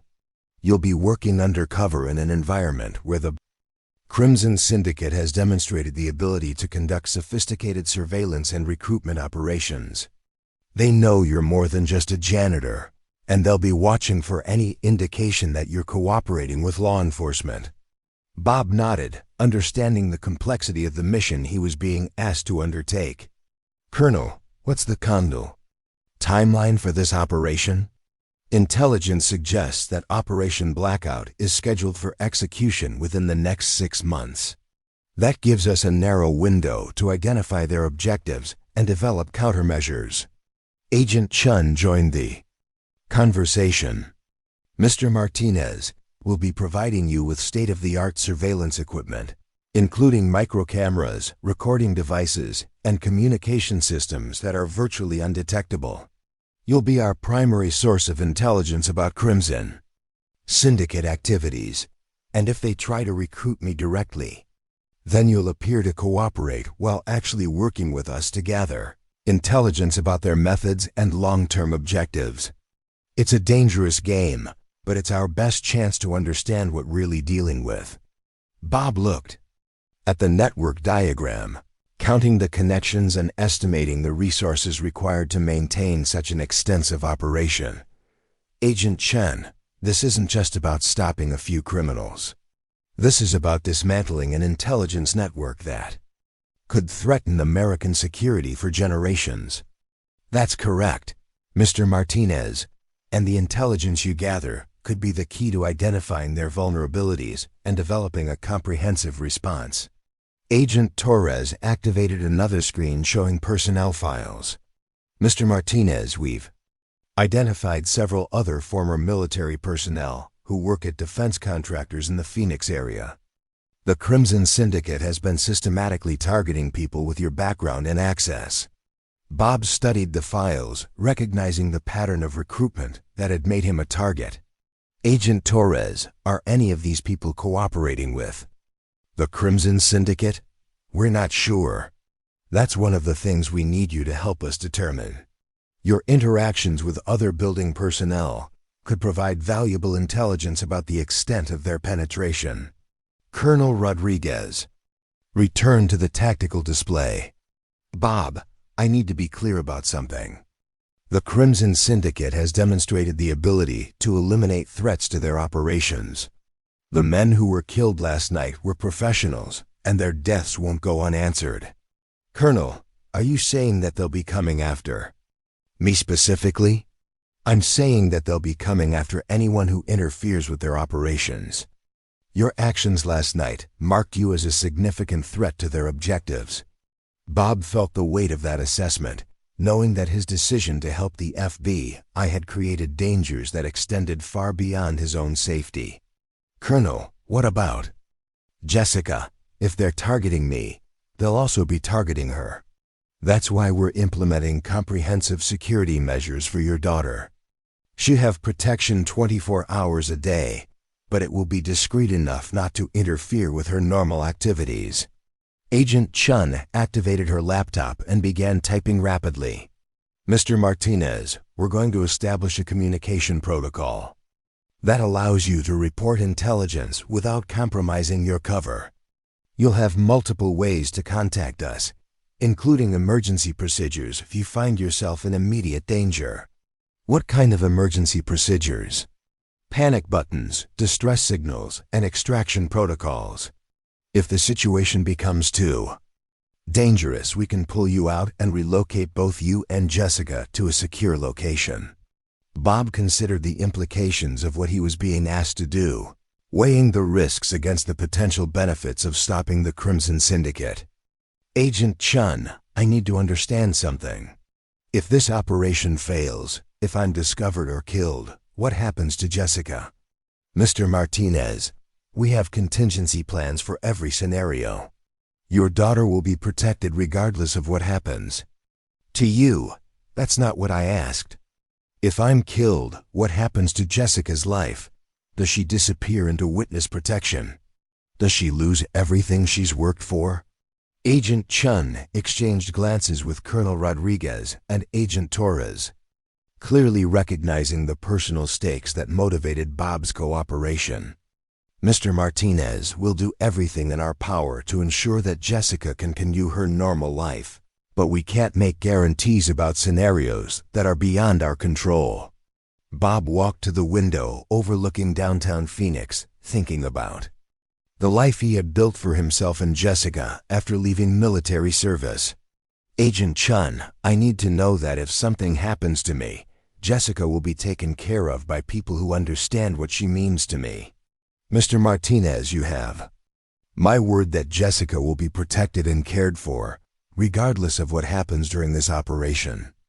Bob turned back to face the assembled agents and officers. Agent Chun, I'll do this, but I need one more thing. What's that? I need to be involved in the planning for Jessica's protection. I know her better than anyone, and I know what kind of security measures she accepts and what kind will make her feel like a prisoner. Agent Chun nodded. Agreed. We'll work with you to develop a security plan that protects Jessica while allowing her to maintain as much of her normal life as possible. Colonel Rodriguez stepped forward. Bob, there's one more thing we need to discuss. The Crimson Syndicate has been recruiting former military personnel, but they've also been targeting family members of people they want to control. What do you mean? They've been using family members as leverage to ensure cooperation. Children, spouses, parents. Anyone who could be used to manipulate their primary targets. Bob felt a chill run down his spine. Colonel, are you saying that Jessica might be targeted for recruitment? It's possible. The Crimson Syndicate has demonstrated the ability to identify and approach vulnerable family members, especially those who have skills or access that could be useful to their operations. Agent Chun activated another screen showing intelligence reports. Mr. Martinez, your daughter is academically gifted, articulate, and has demonstrated remarkable courage under pressure. Those qualities could make her attractive to an organization that recruits based on potential rather than just current capabilities.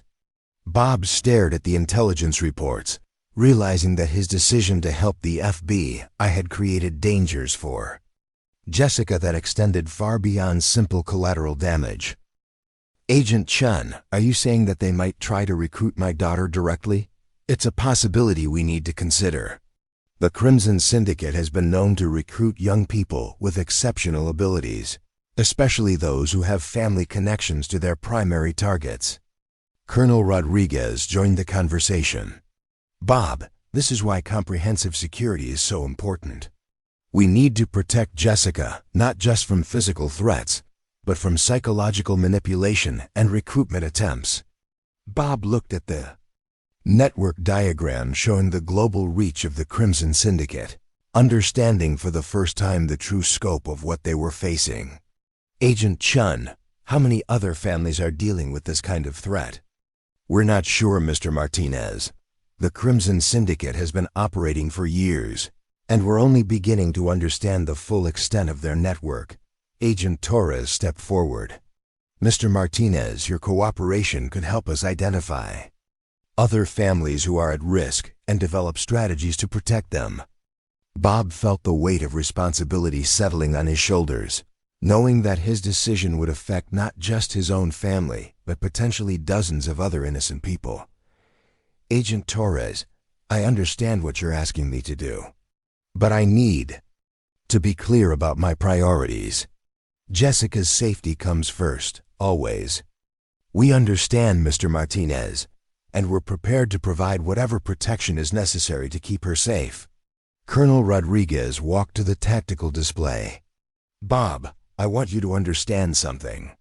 The Crimson Syndicate represents a new kind of threat to American security. They're not a traditional enemy that we can defeat with conventional military force. They're a network that operates in the shadows, using methods that are designed to avoid detection and response." "Colonel, what are you saying?" "I'm saying that stopping them requires people like you, people who understand both the military and civilian worlds, people who can operate in environments where traditional law enforcement and military responses are ineffective." Bob looked around the room at the agents and officers who were dedicating their careers to protecting American security, understanding that he was being asked to join a war that most Americans would never know was being fought. "Colonel, I'll do whatever is necessary to protect my daughter and stop these people. But I need to know that the people I'm working with understand what they're asking me to sacrifice." Agent Chun stood and walked to Bob. "Mr. Martinez, we understand exactly what we're asking you to sacrifice, and we're prepared to provide whatever support is necessary to help you succeed." Bob looked at the network diagram one more time, studying the connections and resources that represented years of careful planning and substantial investment. "Agent Chun, when do we start?" "Tomorrow morning, Mr. Martinez. You'll return to work at Brookfield Corporate Center, and will begin monitoring the Crimson Syndicate's response to your presence." Bob nodded, feeling the familiar calm that preceded dangerous missions. "Agent Chun, I'll need to brief Jessica on the security arrangements and help her understand what to expect." "Of course. We'll provide both of you with comprehensive briefings on the security protocols and communication procedures." As the meeting concluded, Bob looked out the window at the Phoenix skyline, knowing that his quiet life as an invisible janitor was about to become something far more dangerous and complex. But somewhere in the city, Jessica was waiting for him to come home safely, and that was worth any risk. The Crimson Syndicate had made the mistake of threatening the most important person in his world. Now they were about to learn that Lieutenant Commander Robert Martinez had never forgotten how to wage war against enemies of the United States. Part 5. The Final Preparations. The pre-dawn darkness of Phoenix stretched across the desert as Bob Martinez prepared for what would be his last normal morning routine. The safe house kitchen was quiet, except for the soft hum of surveillance equipment and the distant sound of Jessica getting ready for school under the watchful protection of federal agents. Bob stood at the window, watching the sunrise paint the mountains in shades of gold and crimson, knowing that by sunset his life would be forever changed. Agent Chun entered the kitchen carrying a briefcase that contained the sophisticated surveillance equipment Bob would be using in his undercover role. "Mr. Martinez, we've prepared everything you'll need for today's operation. The equipment is state-of-the-art, virtually undetectable, and designed to integrate seamlessly with your normal work routine." Bob accepted the briefcase and opened it to reveal devices that looked like ordinary maintenance tools, but contained cameras, recording equipment, and communication systems that represented millions of dollars in research and development. "Agent Chun, how long have you been planning this type of operation?" "We've been developing these capabilities for 3 years. Mr. Martinez, the Crimson Syndicate isn't the first organization to use defense cadres as targets for intelligence gathering, but they're the most sophisticated we've encountered." Bob examined the equipment, his military training automatically analyzing the capabilities and limitations of each device. "Agent Chun, what's the expected duration of this operation?" "That depends on how quickly we can gather the intelligence we need to understand their objectives and identify their vulnerabilities. It could be weeks or it could be months." Jessica entered the kitchen, dressed for school but carrying herself with the poise of someone who had aged years in the span of a single night. "Dad, Agent Chun, I need to understand exactly what my security arrangements will be today."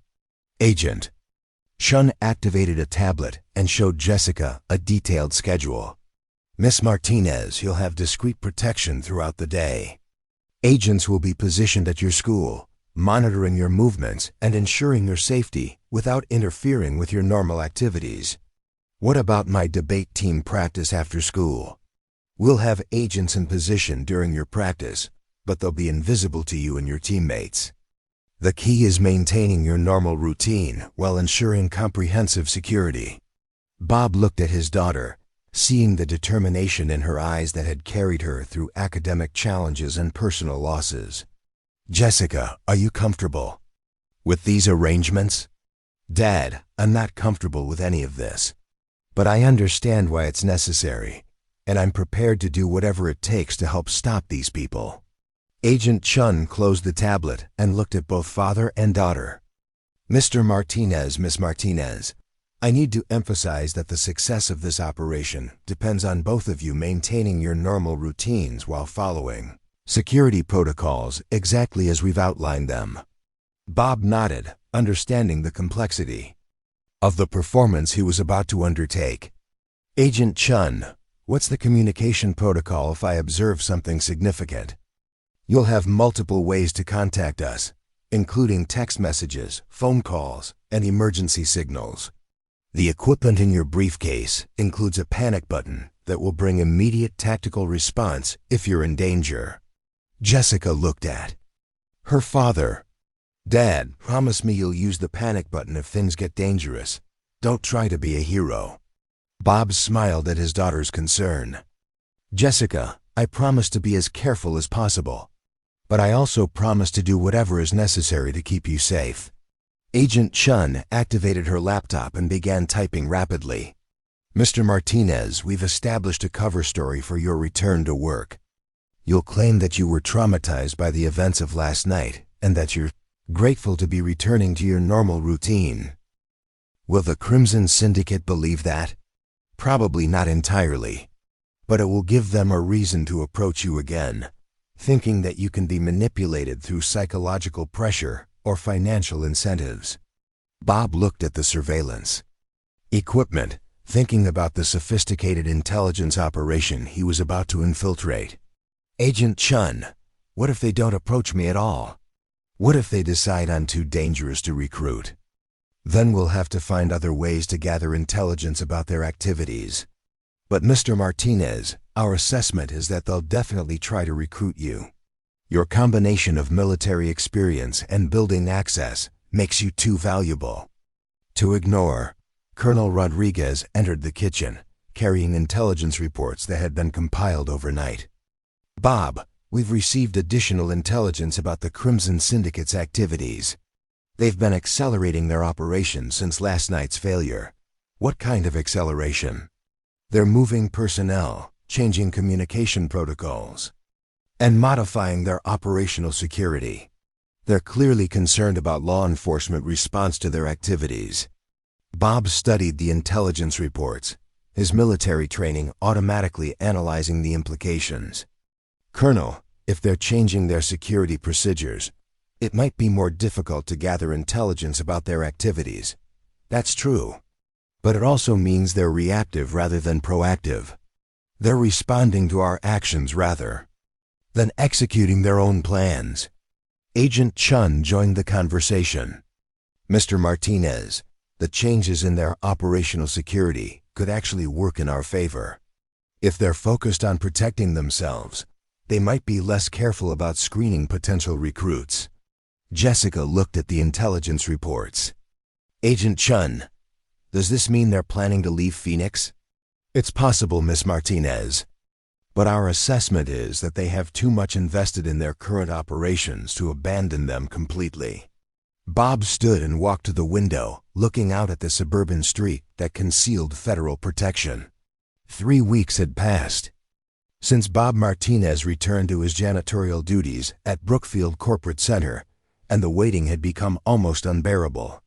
Each night, he pushed his mop bucket through the same corridors, cleaned the same offices, and maintained the same invisible presence that had defined his existence for 8 years. But now, every movement was calculated, every conversation recorded, and every observation transmitted to the FBI team monitoring his activities from a command center 15 miles away.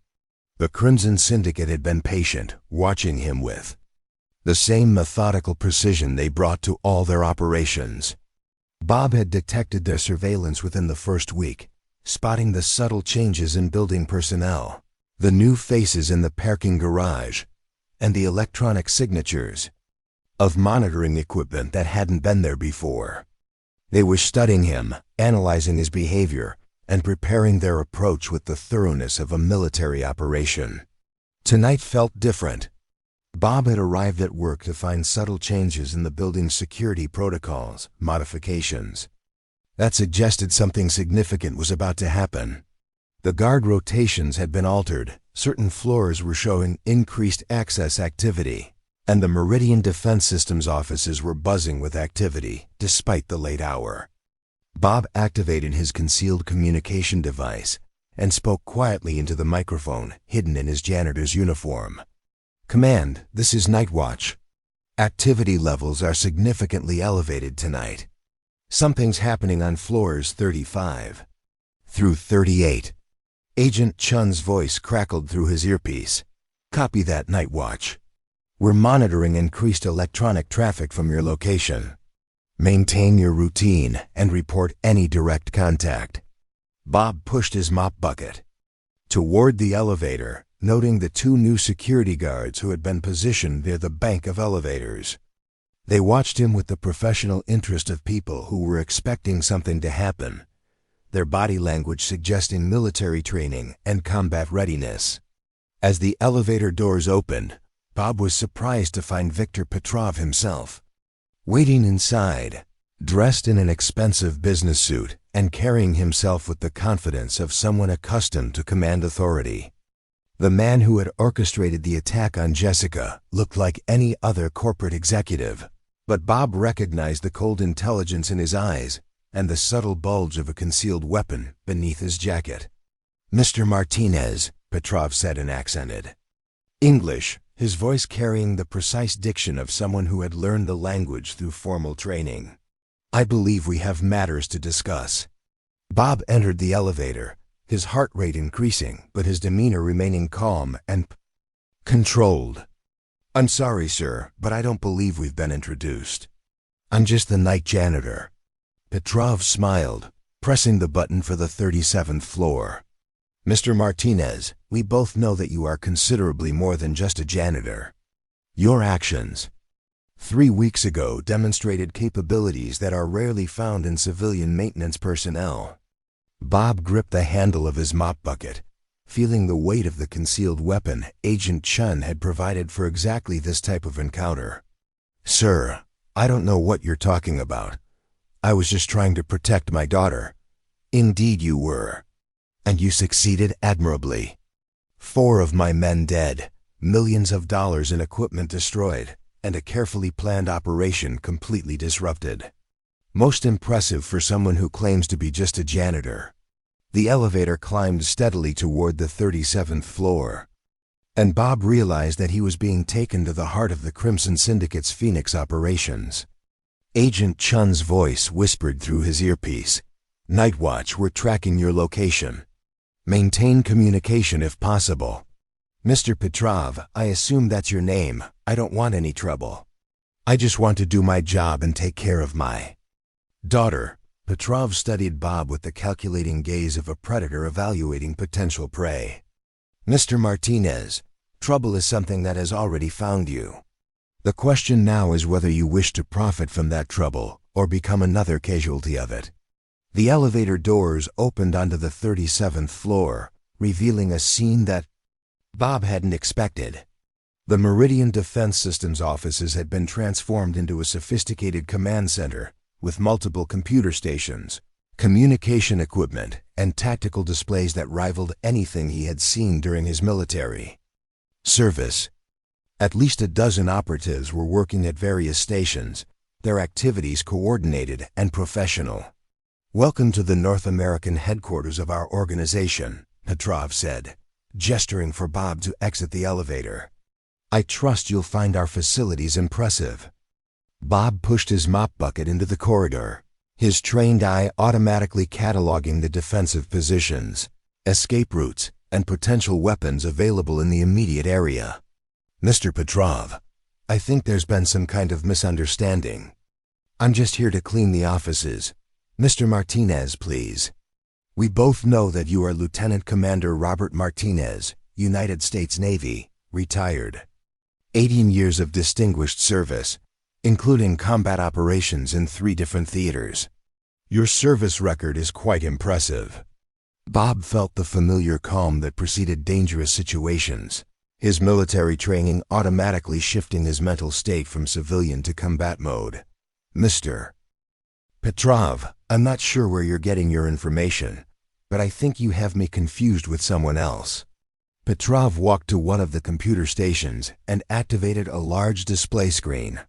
Mr. Martinez, we have been observing you for quite some time.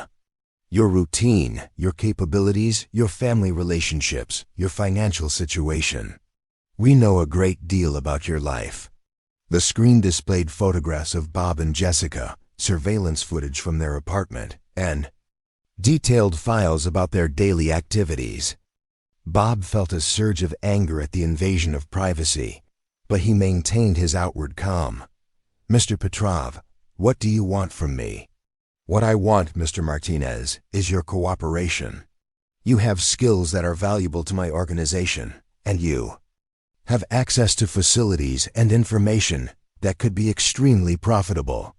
Bob looked around the command center, noting the sophisticated equipment and the professional demeanor of the operatives. And if I refuse to cooperate? Petrov's smile disappeared, replaced by an expression of cold calculation. Mr. Martinez, refusal is not an option. Your daughter's safety depends on your cooperation, and I think you understand the implications of that statement. Bob's concealed communication device crackled with Agent Chun's voice. Night Watch, we're in position. Maintain communication and gather intelligence. Mr. Petrov, I need to understand exactly what you're asking me to do. Petrov gestured toward the computer stations. We need someone with your clearance level and building access to provide us with information about defense contractor activities. You would continue your normal work routine while occasionally providing us with photographs, documents, and intelligence about the projects being developed in this building. Bob studied the operation, his military training, analyzing the scope and sophistication of what he was seeing. Mr. Petrov, this is more than just stealing corporate secrets. This is espionage. Mr. Martinez, this is business. American defense contractors develop technologies that could be used by hostile governments to threaten innocent people around the world. We simply ensure that those technologies are available to everyone, not just American military forces. And you make a substantial profit in the process. Of course, but Mr. Martinez, you would share in that profit. We're prepared to offer you $2 million for your cooperation over the next 2 years. Bob felt the weight of the offer, knowing that $2 million would ensure Jessica's college education and provide financial security for the rest of their lives. Mr. Petrov, that's a generous offer, but I need to think about it. I'm afraid thinking time is a luxury we cannot afford. Recent events have accelerated our timeline, and we need your answer tonight. Bob looked at the operatives working at the computer stations, recognizing the coordinated efficiency of a military operation. Mr. Petrov, what recent events are you referring to? The failure of our operation 3 weeks ago has attracted unwanted attention from federal law enforcement agencies. We need to complete our current objectives and relocate our operations to a more secure location. Agent Chun's voice whispered through Bob's earpiece. Night Watch, we need specifics about their objectives and timeline. Mr. Petrov, what objectives are you trying to complete? Petrov walked to a tactical display showing a map of the southwestern United States. We're coordinating the acquisition of classified technologies from multiple defense contractors. The information we gather will be compiled into a comprehensive, Intelligence package that will be extremely valuable to our international clients. Bob studied the map, noting the locations of various defense contractors throughout Arizona, New Mexico, and Southern California. Mr. Petrov, you're talking about compromising American national security on a massive scale. Mr. Martinez, I'm talking about leveling the playing field between American military forces and the rest of the world. Your government has maintained technological superiority for decades through secrecy and monopolistic practices. We're simply ensuring that advanced military technologies are available to everyone, including hostile governments that want to kill American military personnel. Petrov's expression hardened. Mr. Martinez, American military personnel have been killing people around the world for decades. Perhaps it's time they faced opponents with equivalent capabilities. Bob felt the anger building inside him, but he maintained his outward calm. Mr. Petrov, I need to understand something. If I cooperate with you, what guarantees do I have? That my daughter will be safe? Mr. Martinez, your daughter's safety depends entirely on your cooperation. As long as you provide us with the information we need, she will be completely safe. But if you refuse to cooperate, or if you betray our trust, then her safety cannot be guaranteed. Bob looked at the sophisticated command center, understanding that he was facing an organization with resources and capabilities that rivaled national intelligence services.